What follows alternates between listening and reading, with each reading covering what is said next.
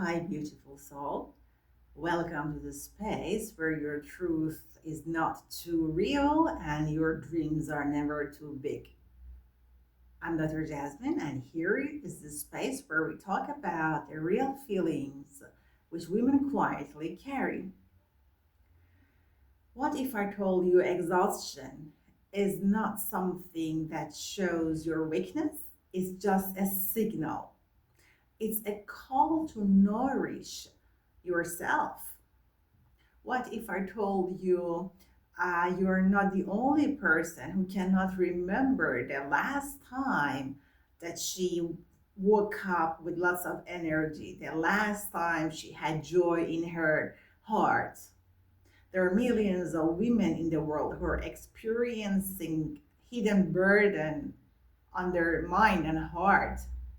There are millions of women who have forgotten the last time they felt the joy of life, the last time they woke up happily, they felt in their body and existence. So, this exhaustion is a signal that you need to be nourished.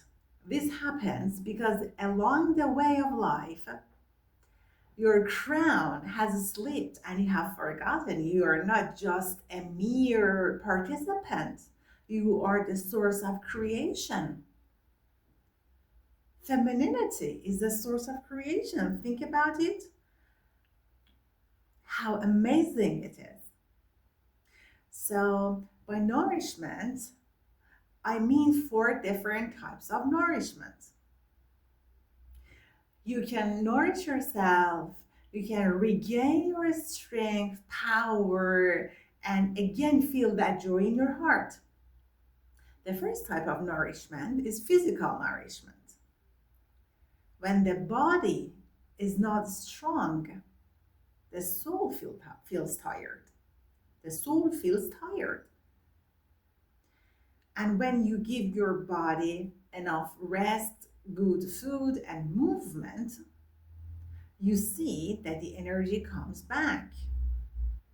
Our body is a holy place because it embodies our soul and it needs to be nourished well. It needs to be well cared after. It needs to be well cared. If you start doing some exercise, some movement, and then give yourself some healthy food, after a while, I promise you will see a change. The next type of nourishment is emotional nourishment related to your heart. It means that you create a safe place for your emotions to be well expressed and to be honored. How? You can express your feelings by talking to a safe person. And who is the safest person? I think you. Some people prefer to talk to another person to express their feelings. Some people prefer to talk to themselves, to write down their feelings. But what matters is that you face your feeling, you encounter it. Don't escape from it, don't repress your feeling. Any feeling, whatever it is about. Don't feel ashamed. Don't think that you are a bad person because of having that feeling. Whatever feeling you have is real. It is your feeling. And when you express the feelings you have, you get rid of the ones which hurt you, which annoy you, which act as an obstacle in your life. The next type of nourishment is intellectual nourishment. By intellectual nourishment, I mean feeding your brain. Have you seen the women who feel bored? Why a woman feels bored? Have you ever thought about it? Feeling bored comes from stopping to grow. We need to grow, we need to learn something that expands our life. I'm sure you have seen many women who have got married, who have got rich, whose life condition has changed for a more stable position, which on the surface seems amazing.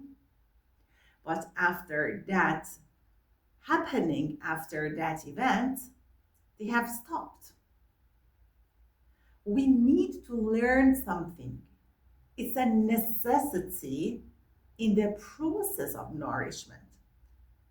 The different types of nourishment altogether act in a cycle to make you as who you are as a process. You are a process, you're not stable.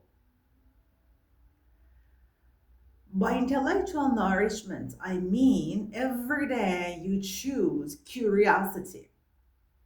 When the sense of curiosity dies in a person, boredom comes. Start a new skill. The skill is not necessarily to earn money. If you earn money, much better. But the reason for learning a skill in our discussion is the dynamic of this process. Go to a workshop, learn a new language, learn a skill, learn an art you like, whatever. Just learn something. Tell yourself, I will read one book every month. As simple as that. But if you start doing it, you see the change. The last type of nourishment is spiritual nourishment, which I think is the crown of a woman. Spirituality plays a very, very crucial role in a woman's health. By spirituality, I don't necessarily mean believing in a special religion or necessarily saying prayers in a specific way, going on pilgrimage. No, I don't mean that.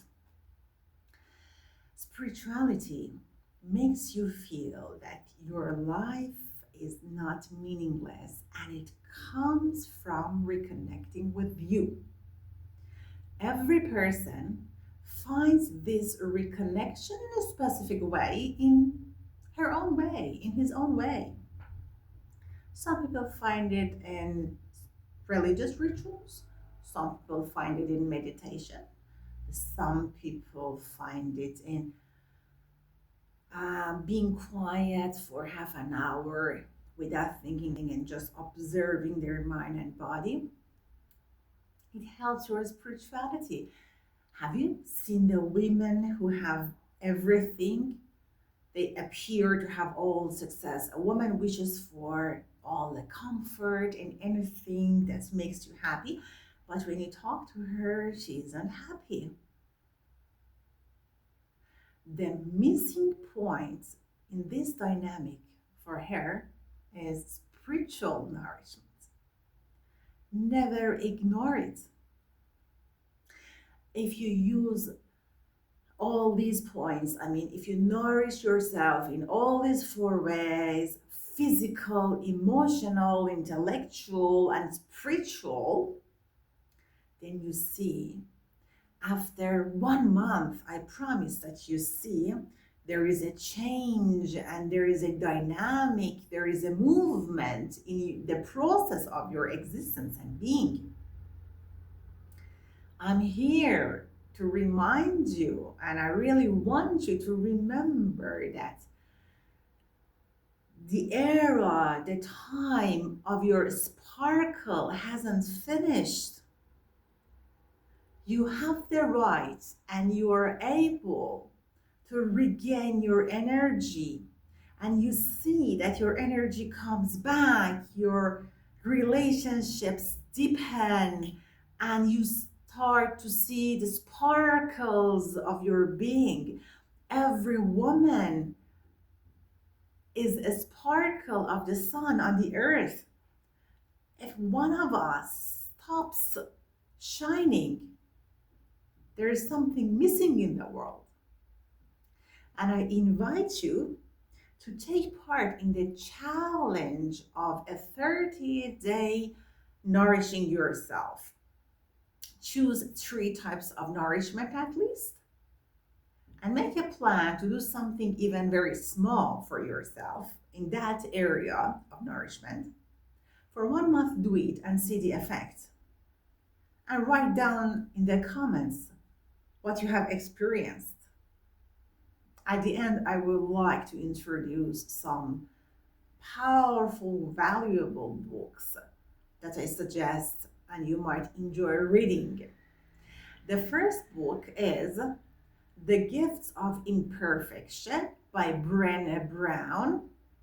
This book teaches the power of embracing vulnerability and letting go of perfectionism. It offers practical guidance for living authentically and cultivating self worth, which is essential for overcoming anxiety, fear, and self doubt.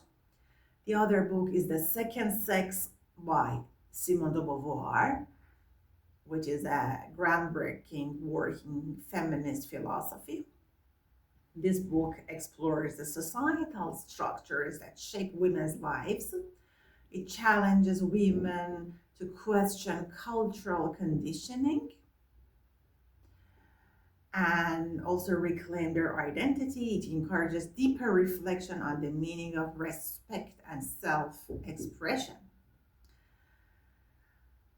The other book is Daring Greatly by Brené Brown. This book focuses on courage and the importance of vulnerability in building connection, resilience, and trust. It shows how embracing vulnerability can transform relationships, leadership, and self esteem, providing a roadmap for women to stand tall in the face of fear.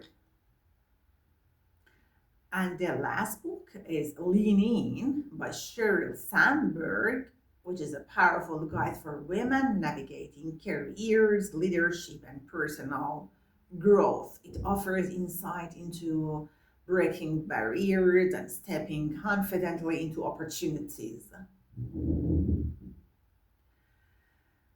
And if you're interested in reading these books, just tell me which one you liked if you read one of them. At the end, I would like to remind you that your crown is not lost.